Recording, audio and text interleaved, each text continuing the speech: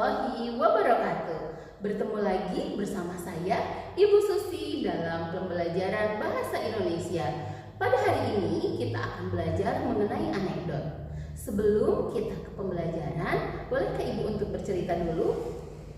Ibu akan bercerita mengenai dua orang mahasiswa. Di suatu tempat, pada waktu siang ada dua mahasiswa yang bercerita di bawah pohon rindang. Namanya Rapi dan Agung. Rapi bertanya, "Gung, kita main tebak-tebakan yuk. Kursi apa yang membuat orang lupa?"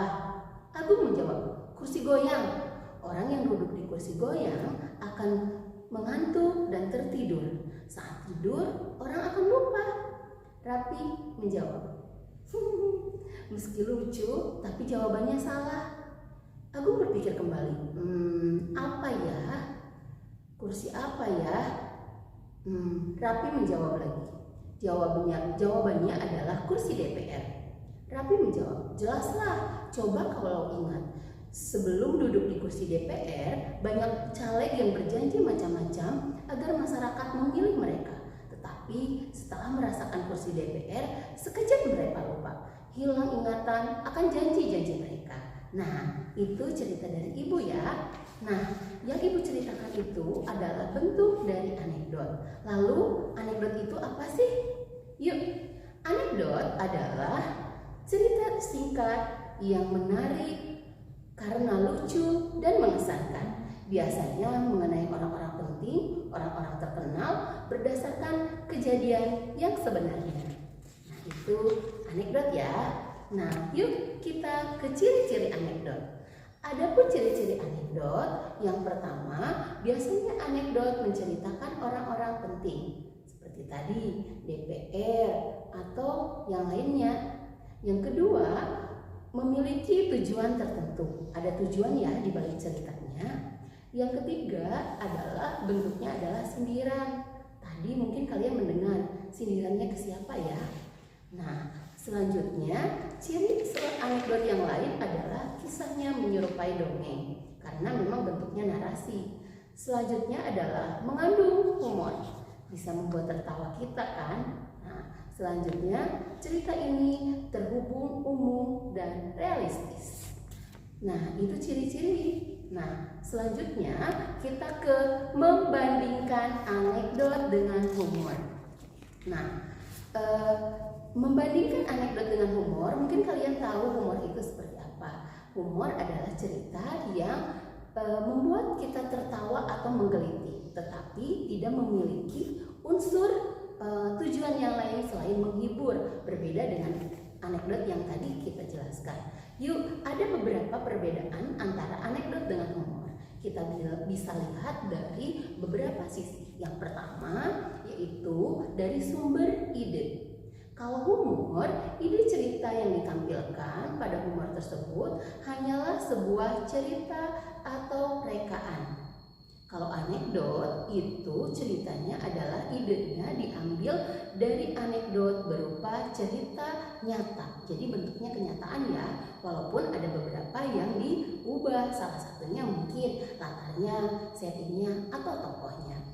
Masalah, kita lihat dari unsur masalahnya. Kalau humor, masalah yang diangkat pada teks humor tersebut adalah cerita sehari-hari atau peristiwa umum yang terjadi, tidak berhubungan dengan seorang tokoh publik atau kepentingan umum. Sedangkan anekdot ini lebih ke terjadi dalam dengan tokoh-tokoh publik, kepentingan umum. Nah, jadi sebaliknya dengan humor. Yang selanjutnya adalah makna tersirat.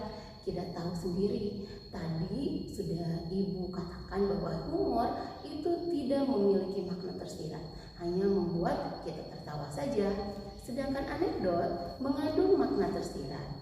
Ada satu lagi dari membandingkan anekdot, yaitu tujuan komunikasi. Tujuannya apa sih kalau humor? Humor bertujuan untuk membuat kita tertawa sebagai sebuah hiburan. Sedangkan anekdot berisi sindiran dan kritik sosial.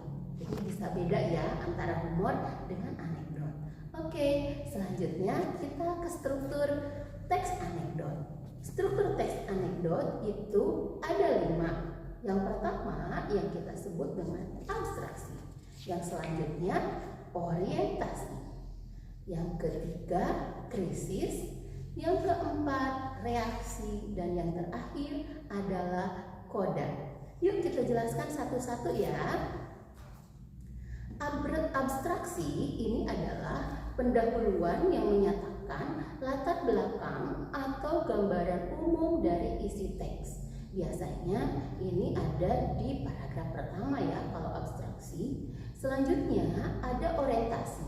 Orientasi adalah bagian cerita yang mengarah kepada terjadinya krisis atau konflik atau peristiwa utama yang menyebabkan timbulnya krisis.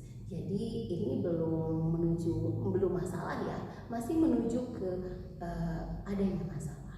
Lalu ada krisis. Ini merupakan komplikasi, adalah bagian inti dari peristiwa suatu anekdot.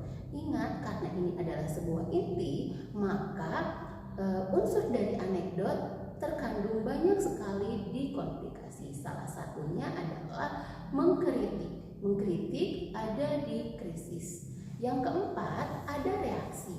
Reaksi adalah tanggapan atau respon atas apa yang dinyatakan dalam krisis. Selanjutnya ada koda. Ini adalah penutup dari sebuah cerita. Nah, itu dari struktur anekdot ya. Lanjut ada beberapa struktur dari anekdot. Jadi kalau yang namanya anekdot mulai dari tadi abstraksi, orientasi, krisis, reaksi dan koda itu selalu berurutan. Selanjutnya kita ke kebahasaan ya. Yuk kita ke kebahasaannya. Kebahasaan anekdot itu dibagi menjadi beberapa. Yang pertama adalah penggunaan kalimat retoris. Kalian tahu nggak sih kalimat retoris? Kalimat retoris adalah kalimat yang tidak membutuhkan jawaban. Kenapa tidak membutuhkan jawaban? Karena semua orang sudah tahu jawabannya. Dan ketika tidak menjawab, sebenarnya dia juga tahu jawabannya apa. Hanya untuk tadi sebagai memperjelas saja. Contoh, apakah kamu punya hati? Ya, semua orang juga tahu lah, manusia hidup pasti mempunyai hati kan? Nah, itu yang disebut dengan kalimat retoris. Yang kedua, mengandung konjungsi waktu. Konjungsi waktu, kalau konjungsi kan berarti kata penghubung. Kalau waktu berarti konjungsi yang berhubungan dengan waktu atau menyebutkan dengan waktu. Biasanya ada kata-kata kemudian, lalu, sebelumnya, sesudahnya. Nah, itu konjungsi yang berhubungan dengan waktu. Yang ketiga adalah menggunakan kata kerja aksi. Kata kerja aksi atau kalimat yang mengandung sesuatu tindakan fisik atau mental. Jadi harus berhubungan dengan fisik dan mental ya. Cirinya biasanya ini dalam katanya memiliki atau berimbuhan ber dan men. Bermain, menghapus, nah, itu adalah kata-kata dari kata kerja aksi. Yang keempat adalah menggunakan kalimat perintah. Sudah tahulah apa kalimat perintah itu? Kalimat yang bertujuan memberikan perintah untuk melakukan sesuatu. Biasanya penulisannya kalian sudah tahu pasti diakhiri dengan kata seru ya, gitu ya, tanda seru. Maaf, bukan kata seru ya, tapi tanda seru. Nah, yang terakhir yaitu adalah kalimat seru. Jangan ketukar ya, kalau tadi adalah diakhiri dengan tanda seru, kalau yang kelima ini adalah kalimat seru. Mungkin agak-agak awam, tetapi kalimat seru itu memang ada. Lalu apa sih kalimat seru itu? Kalimat yang isinya mengungkapkan kekaguman, perasaan, emosi seperti apa ya? Kaget, heran, takjub, sedih, cemas, atau bahkan kegembiraan. Itu masuknya ke seru. Contoh, wow, ganteng sekali, atau wow, cantik sekali. Nah, itu merupakan kalimat seru.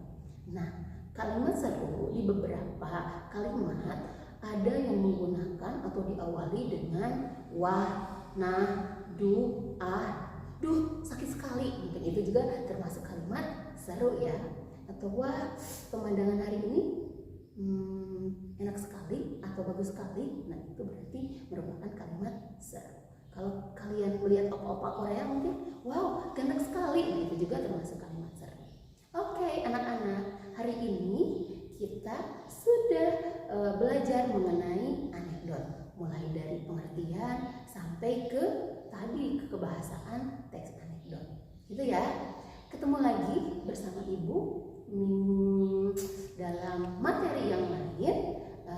Sampai jumpa. Assalamualaikum warahmatullahi wabarakatuh.